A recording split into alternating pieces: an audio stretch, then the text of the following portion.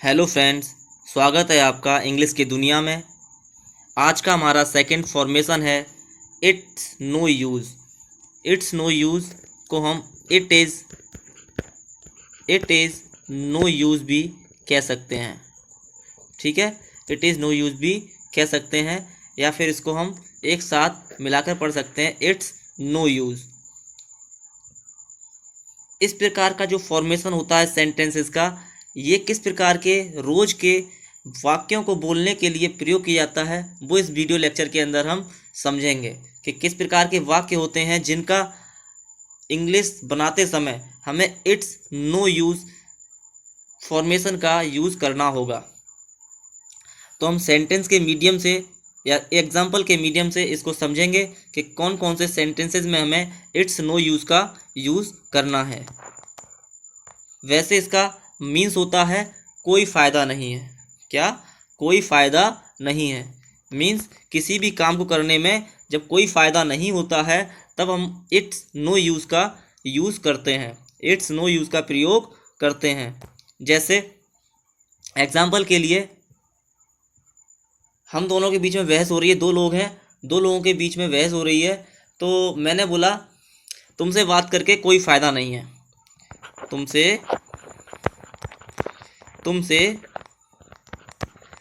बात करने का कोई फ़ायदा नहीं है मीन्स बहस हो रही है, वो समझ नहीं जा रहा है, तो हम इस सेंटेंस का यूज़ करते हैं आमतौर पर कि तुमसे बात करने का कोई फ़ायदा नहीं है, तुम तो वही करोगे जो तुम्हारी मर्जी है, वही करने वाले हो तुम। तो इस सेंटेंस को हम रेगुलर टर्म पे बोलते हैं, रेगुलर लाइफ के अंदर रोज के रूटीन में बोलते हैं इस सेंटेंस को। अरे छोड़ो, तुमसे बात करके कोई फ़ायदा नहीं है, तुमसे बात करने का कोई फ़ायदा ही नहीं है। तो इस प्रकार के सेंटेंस को हम इंग्लिश ट्रांसलेट कैसे करेंगे? जब इस प्रकार के सेंटेंसेस की इंग्लिश ट्रांसलेशन जब हम करते हैं तो उस टाइम पे हमें इट्स नो यूज़ इस फॉर्मेशन की ज़रूरत पड़ती है। तुमसे बात करने का कोई फ़ायदा ही नहीं है। तो हम इसको बनाएंगे तो किस प्रकार से बनाएंगे ये देख लेते हैं, या फिर एक दो एग्जाम्पल और लिख लेते हैं, फिर हम देखते हैं किस प्रकार से हम उनको इंग्लिश में ट्रांसलेट करेंगे। एक एग्जाम्पल और ले लेते हैं, गुस्सा होने का कोई फ़ायदा नहीं। गुस्सा होने का कोई फ़ायदा नहीं, कोई फ़ायदा नहीं है। ठीक, दोनों की इंग्लिश हम देख लेते हैं। पहला, तुमसे बात करने का कोई फ़ायदा नहीं है, it's no use, it's no use talking to you, it's no use talking to you. तुमसे बात करने का कोई फ़ायदा नहीं है, तुमसे बात करने का कोई फ़ायदा ही नहीं है, it's no use talking to you, या फिर it is no use talking to you. Second, गुस्सा होने का कोई फ़ायदा नहीं है, it's no use it's no use it's no use getting angry, it's no use getting angry. गुस्सा होने का कोई फ़ायदा नहीं है।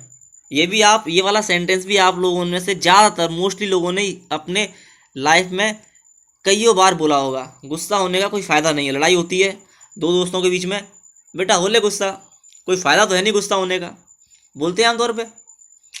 तो ऐसे ही कुछ सेंटेंसेस हैं जो हम रेगुलर लाइफ में बोलते हैं, रोज़ के रूटीन में बोलते हैं, लेकिन हमें उसका फॉर्मेशन नहीं आता है, उसको बनाना कैसे है, किस प्रकार से उसको चेंज करना है हमें इंग्लिश ट्रांसलेट में, हमें वो फॉर्मेशन नहीं आता। अगर हमें फॉर्मेशन सारे सेंटेंसेस के पता हों तो लगभग 70% इंग्लिश तो हम आसानी से बोल लेंगे। ठीक है ना? तो हमारा सबसे पहले बात क्या होती है फॉर्मेशन की। टेंस पढ़कर हम केवल टेंसेस को समझना सीखते हैं, लेकिन अगर इंग्लिश स्पीकिंग की बात करते हैं तो उसमें हमें फॉर्मेशन आने चाहिए सेंटेंसेस के। और आज हमारा सेकंड फॉर्मेशन इसी बात पर है कि जो हम रेगुलर लाइफ में जो वर्ड्स बोलते हैं, जो हम सेंटेंस बोलते हैं, उसकी इंग्लिश हम कैसे करें। तो second formation it's no use का प्रयोग हम सेंटेंसेस में इस प्रकार से करते हैं जब सेंटेंसेस में किसी काम को करने पर कोई फ़ायदा नहीं होता। जैसे फर्स्ट एग्जांपल था, तुमसे बात करने का कोई फ़ायदा नहीं है, it's no use talking to you. और सेकंड एग्जांपल हो गया, गुस्सा होने का कोई फ़ायदा नहीं है। दोनों ही सेंटेंस हम रोज़ बोलते हैं, ज़्यादातर क्या मतलब अपने महीने में 8-10 बार तो बोल ही देते हैं इन सेंटेंसेस को। एक एग्जांपल और ले लेते हैं, उसे बुलाने का कोई फ़ायदा नहीं है। ये भी हम बोलते हैं कि नहीं, लड़ाई हो जाती है, हमने बोला अरे बुला ले, उसको बुला लेते हैं चलो, एक दूसरा दोस्त बोलता है अरे उसे बुलाने का कोई फ़ायदा नहीं है, वो कुछ नहीं करेगा, ठीक है ना। उसे कॉल करने का कोई फ़ायदा नहीं है।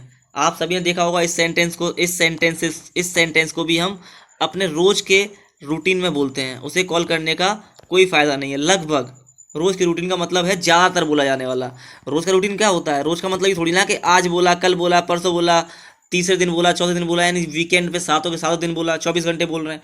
इसका मीन्स ये नहीं होता रोज बोले जाने वाला, इसका मीन्स ये होता है मोस्टली यूज होने वाला, मोस्टली यूज होने वाले सेंटेंस, मोस्टली यूज होने वाले sentence.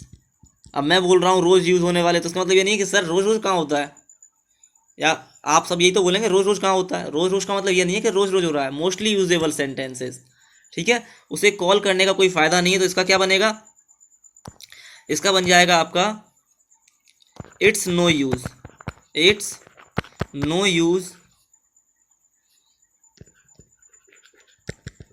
Calling, it's no use, अरे सॉरी नॉट लिख दिया मैंने, it's no use calling to him, it's no use calling him, sorry only calling him, ठीक।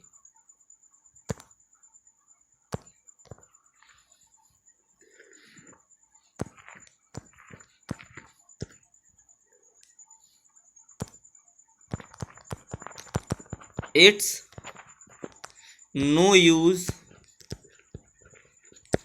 कॉलिंग हिम, उसे कॉल करने का कोई फ़ायदा नहीं है। या इसका एक सेंटेंस और बन सकता है, उसे बुलाने का कोई फ़ायदा नहीं है। उसमें भी हम इसी सेंटेंस का यूज़ करेंगे। उसे कॉल करने का कोई फ़ायदा नहीं है या फिर उसे बुलाने का कोई फ़ायदा नहीं है, दोनों का इंग्लिश ट्रांसलेट यही बनेगा, it's no use calling him, या it is no use calling him. तो आज हमारा सेकंड फॉर्मेशन भी ख़त्म होता है। कल हम अगले वीडियो लेक्चर में इस सेंटेंसेस स्पोकन एवरी डे का थर्ड फॉर्मेशन पढ़ेंगे।